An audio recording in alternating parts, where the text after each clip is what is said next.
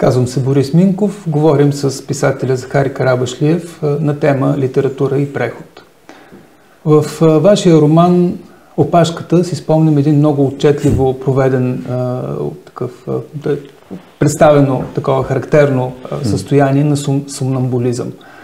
Състояние, в което една маса хора се движи от точка до точка, потребява определени неща, доволна е от това, което се случва, спокойна е, което е много важно, и тя е много лесна за манипулиране. Но обаче това е същевременно тази маса в този един момент на сомнамбулизъм няма никакви осезания за това какво се случва с нея, не може да рефлектира върху себе си, което е много важно. Това състояние вие отправяте сякаш футуристично в едно неясно бъдеще или пък в някакъв смисъл ясно бъдеще. Тоест това е една такава утопия, проведена напред, тласната някъде напред. Но същевременно това е едно свързано с тоталитарното състояние, заради тази манипулируемост на това редово население. Въпросът ми е по отношение на прехода, как се разполага този сомнамбулизъм, това усещане. Свръхсъвременно ли е, футуристично ли е, или все пак има някакви корени от времето на нашето минало, на тоталитарното време, на 70-те или 80-те години, когато хората отново живееха в някакъв смисъл така, без авторефлексия? Всъщност, благодаря ви, че сте обърнали внимание. Липсваше ми този... При разговорите за опашката ми липсваше този аспект, който е най-така тънък, деликатен, но философски в опашката. Обикновено разглеждащите коментираха връзката с президентската институция, с как така има предречено един вид президентско управление и извънредното положение също беше засегнато, но този елемент винаги ми липсваше в разговорите и си казвам, Кули ще ми зададе въпроса за сомнамбулизма, който мен лично пък много ми е важен. Да, това е всъщност един от персонажите, Денис, който е преподавател по философия, в Америка е учил и така нататък, и той някакси идва с тази своя теория за философския сомнамбулизъм или политически сомнамбулизъм, в зависимост от аспекта. И идвайки от тоталитарна страна, каквато е България, той го развива, той казва, от едно есе тръгна всичко и след това го развива в контекста на така либерална Америка в близко бъдеще, в което се намира романа. И всъщност те са много свързани в някакъв смисъл. Консуматорския модел на съвременно западно общество, което сомнамбулно може да влезе в мола и сомнамбулно да си напазарува каквото желая и да се върне от дома, да си пусне телевизия или да се влезе в своя балон на социалните мрежи. По някакъв странен начин наподобява онова сомнамбулно живеене, което ние помним от тоталитаризма, от времето преди падането на стената. Беше редно този Денис Денев, ако не се лъжа, моят герой да идва от това място и да пренесе това, което е видял като наблюдение и рефлекс върху човешката природа в друго консуматорско общество. И всъщност те не са кой знае колко по-различни. Но да, благодаря, че сте обърнали внимание. Да, за мен това наистина е съществено важно, доколкото ние вече сякаш нямаме осезание за това какво се случва в това, което наричаме преход. Започваме все по-плитко да помним най-малкото, да. И това до голяма степен е свързано с това. Физическото разтърсване на сомнамбула е това, което може да го стресне и да го събуди. И в някакъв смисъл сомнамбулното живеене, то е много жестоко да се каже, но може да бъде сякаш разклатено единствено от физическо насилие по-скоро. ако някой те ободе с игла, ти усещаш физически тази болка. Ако някой те удари, ако избухне бомба, ако има терористичен атентат, това насилствено измъкване от сомнамбулното състояние, в което си се самонабутал по някакъв начин. Не случайно има и в езика си, нали, сепни се малко или пък събуди се. Но това е в речта. Да. Има ли в нашето, да кажем, най-напред съвсем близко минало, времето, в което живеем, има ли такива стрясвания, внезапни, такива събуждания, такива обождания? Обождания.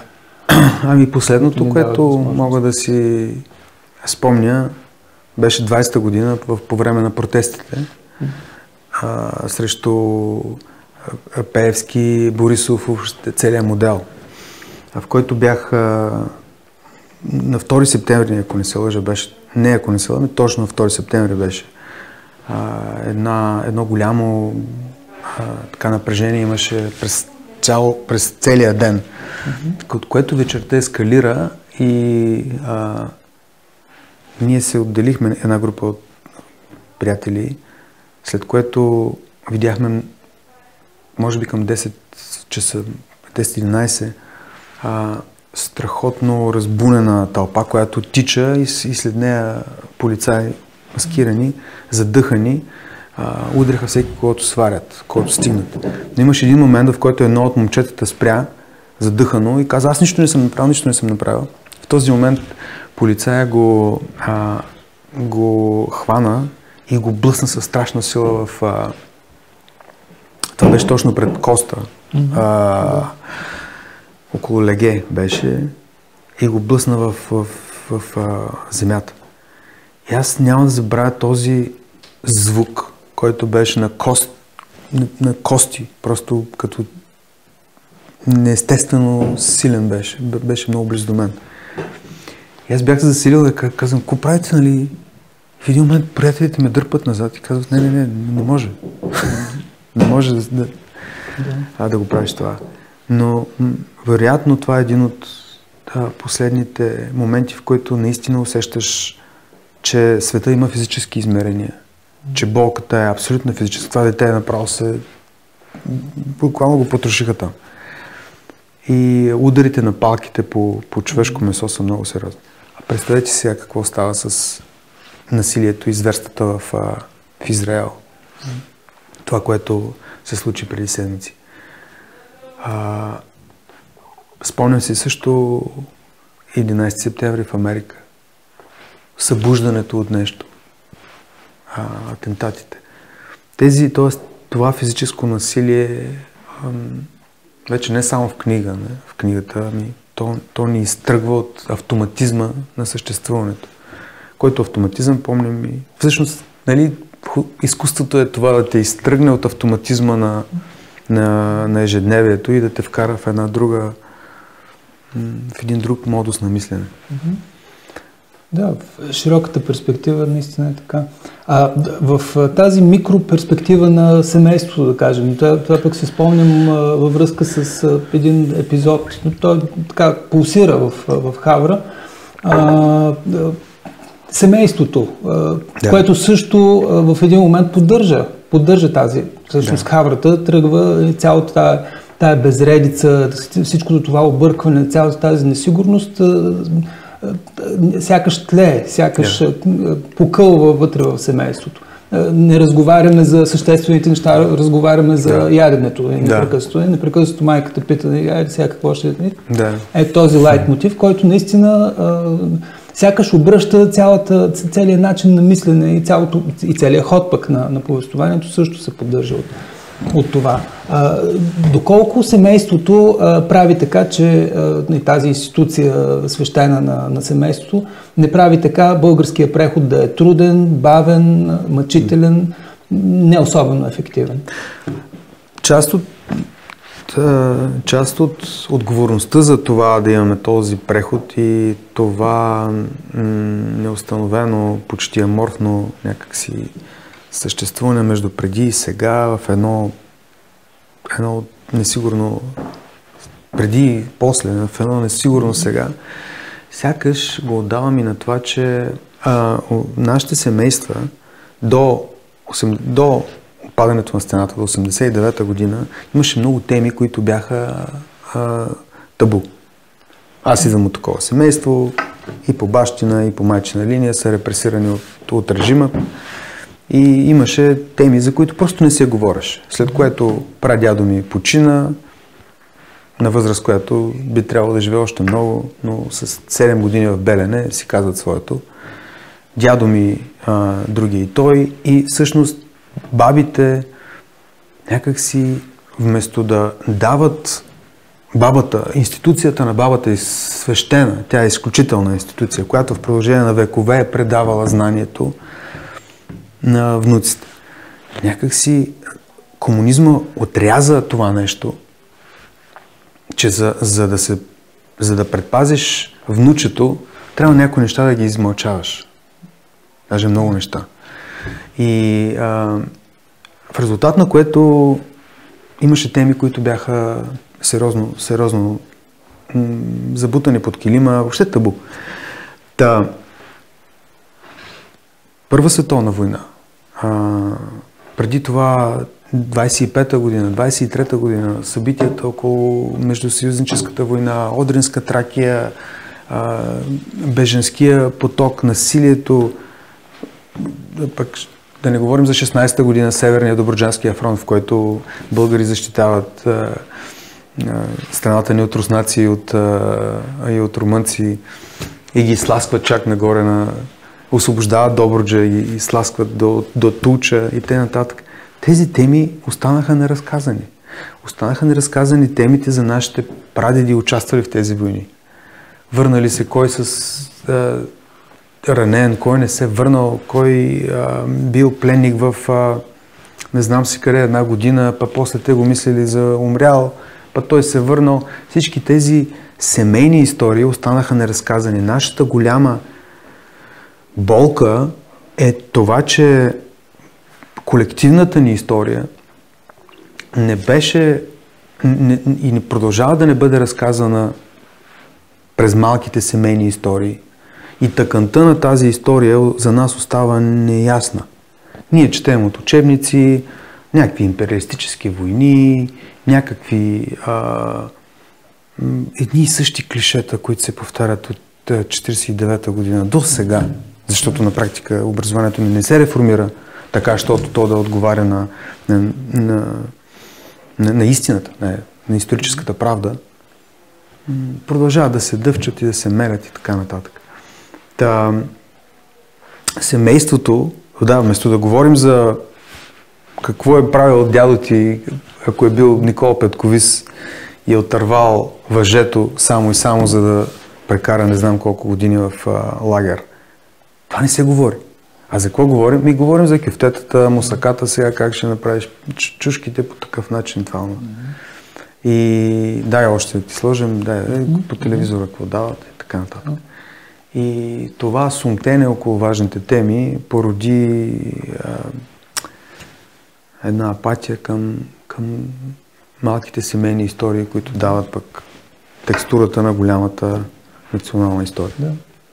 В такъв случай възможно ли изобщо прехода да завърши някак и що за край би имал, ако тези истории са само усумтявани, а не забождани? Да, възможно. Той ще се завърши от само себе си по някакъв начин. Щем, не щем, ще се завърши, но към какво преход е дума, която е преходно. Той към какво ще води? Това е по-голямата тема. Всъщност откъде дойде преход? Преход към какво? Това не си задаваме като въпрос. Сега си задаваме към какво е преход. Така е, истина. Съвсем употребяваме само като дума и дори не сме поглеждали в страни, другите езици как са... ние не вървим към обетованата земя, която Моисей изкарва техния преход. За който постоянно казва, 40 години трябва да мине, ама той ги води към обетованата земя. Коя е нашата обетована земя? земя ли е? Да, така. Това трябва да се задаваме като въпрос. Добре, въпрос, който задавам на всички, с които разговарям. Книгата и литературата как присъстват в прехода? Какво е мястото им, ролята им? Мисия е много надута дума, но в някакъв смисъл трябва да мислим и в тази посока. Има ли някакво особено място книгата в тази история? Не знам за другите народи, като се замисля, нищо не може да замени. Няма алтернатива на документалния разказ, на историческата литература, която е винаги не художествена. Но това са все пак страни, които не са били подминати от просвещението по такъв брутален начин, както при нас ние доста компенсаторно го минаваме това. И при нас голямото осъзнаване на даден исторически момент минава винаги през литературата. Дали ще е Подигото? Представете ли си какво ще да бъде, ако нямахме Подигото? То нямаше, невъзможно да си го въобразим. Какво ще да бъде без епопея на забравените? Какво ще да бъде без Йовков и Елин Пелин? Тоест, минавайки през литературата, ние научаваме истината. Ще се въздържа да направя кавички с ръцете си, но ние научаваме истината за душевното състояние на нашите герои. Нека да кажем, или за нашите предци. Да, при всички случаи е така. За Вазов, примерно. Това говорихме преди малко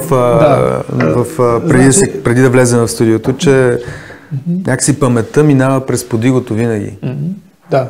При тази емоционална памет ние няма как да знаем какво е било душевното състояние на нашите предци, ако не знаем Подигото. Доколко то е исторически вярно или не е въпрос, който разглеждаме сега, а как те са се чувствали спрямо дадени исторически промени. От друга страна имаме Захари Стоянов, който участник, събитията, така нататък. Но неговата нехудожественост в записките отново винаги е овъртолена в страшно много художествени похвати, хумор и възторг, и коментари, анализи. Всичко е в един такъв огромен въртоп на литература. Да. То е литературност. Така. Да, аз понякога си мисля, че ние на времето сме пропуснали момента да видим и да усетим какво нещо е Захари Стоянов наистина и как наистина за нашата собствена чувствителност, заради пластовете на тази чувствителност, са ни били необходими и Вазов, и Захари Стоянов, и още множество други неща, които... То е друга тема. Захари, за него отделно предаване може да направим. Колко също избутан е той. И в немалка част табу. Примерно Чердафон Велики, най-забавната книга за мен в българската литература, остава така, сякаш не разсмяла никого от моето поколение.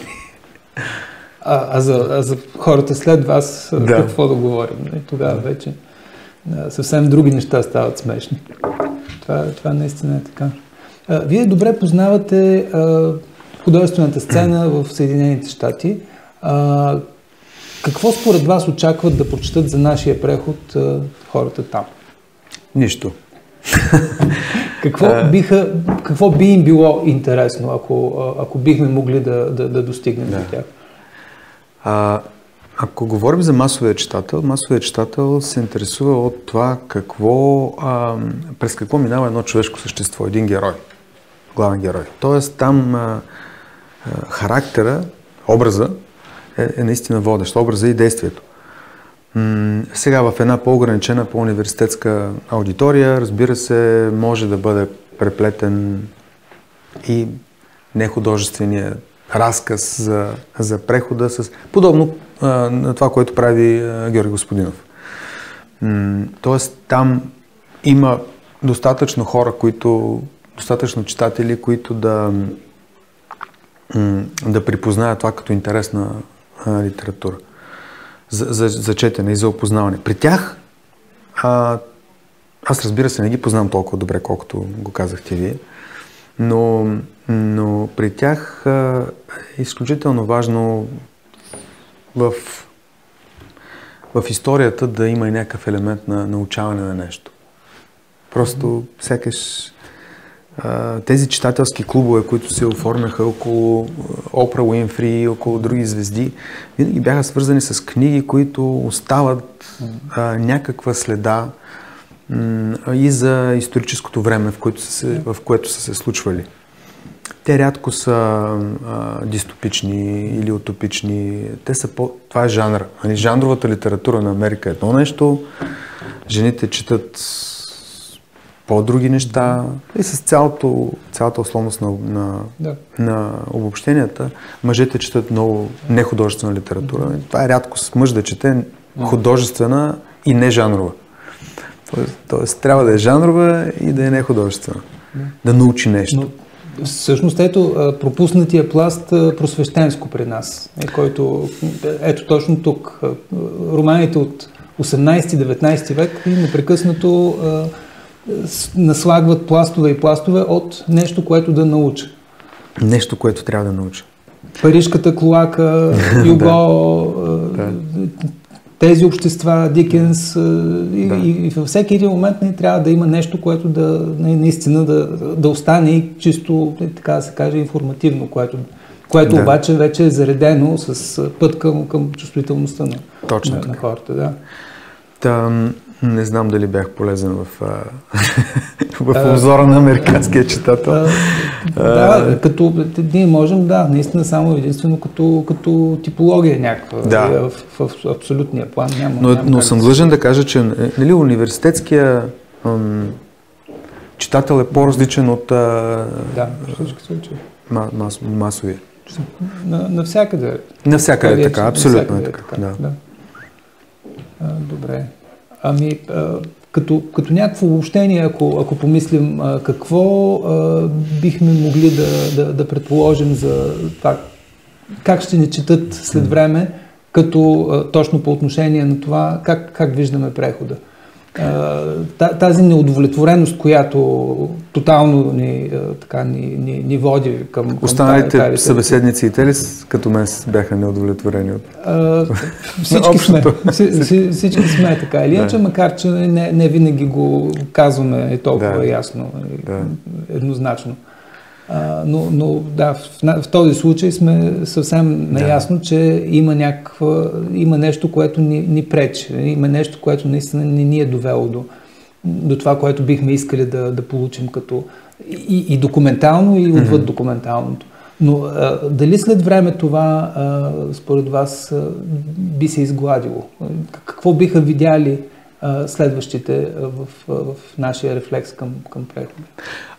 То е като засаждането на дърво. Като засадиш дърво, не го виждаш известно време. Тоест, известно време то не ти служи за нищо, освен да го поливаш и да расте, но нито сянка хвърля, нито плод дава и така нататък. Така че това, което съдим сега, ще даде плодове след време. В някои почви отнема много време. За радост нашата почва тук, аз съм с добруджански корени, там каквото бучнеш, дава плод. Така че би трябвало да се поизгарят нещата, но от към разказване на история. На нас просто ни липсва хубавия чист разказ. Разказа за неусложнен, необременен от всякакви литературни уйдурми. Липсва ни този разказ и мисля, че изчистването на езика, на поетически или литературния език, ще дойде през изчистване на призмата на това какво разказвам, за кого го разказвам също. И то се случва твърде вероятно сега в този момент.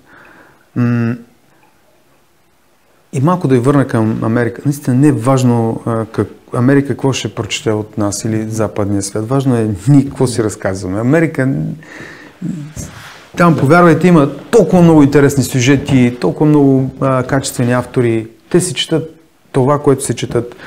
Като влезеш в една американска книжарница, 98% от всяко заглавие от половиците е от англоязичен, по-скоро американски автор. Останалите две сме такива като нас. Заедно с дали от България тази книга, дали от Китай, от Германия, Франция. Това са в 2,5%. Така че никакъв смисъл няма човек да си обременява главата с кой, къде ще да го чете и колко ще да бъде известен там. Не, това тук е голямата и борба, и сладост в края на краищата. Слава Богу, може да имаш и двете. Нали, и тук да бъдеш четен и там.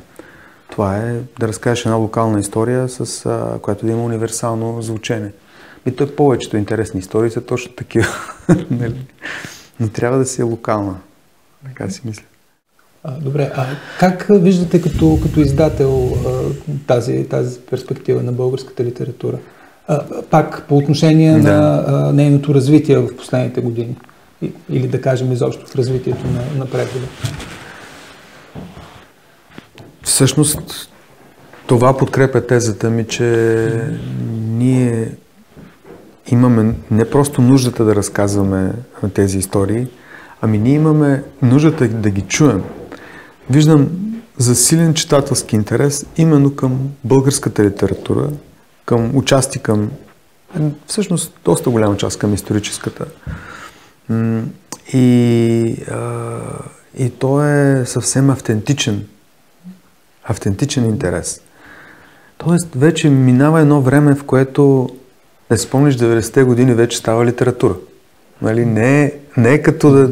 А пък 80-те да не говорим. Там колко беше също интересно. И виждам тази заявка от страна на читателите. Даже ми се струва, че авторите ни по-късно сякаш се ориентират или по-са колебливи да разкажат собствената си история, историята на собственото си семейство по един, разбира се, художествен начин и да увлекат читатели след себе си. Аз бих ги окуражил. Това е за мен най-естественото нещо. Българина, пък и всеки човек, като се буди сутрин, първо себе си вижда в огледалото и себе си иска да види. Нали? Като отидеш да си измиеш лицето, първо гледаш себе си. И това е най-естественото нещо. Благодаря за разговор.